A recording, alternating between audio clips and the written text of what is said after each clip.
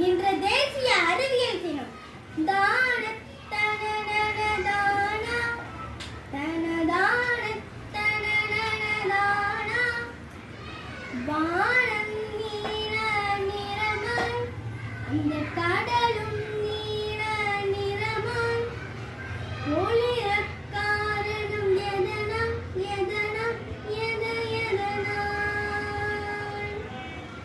ராமன் விளைவால் சசிவி ராமன் விளைவால் இதை கண்ட இந்த தினமாய் பிப்ரவரி 28 நாளாம் கொண்டாடுவோம்.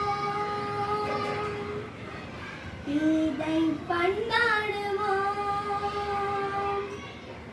தான தனனன தானா தனதான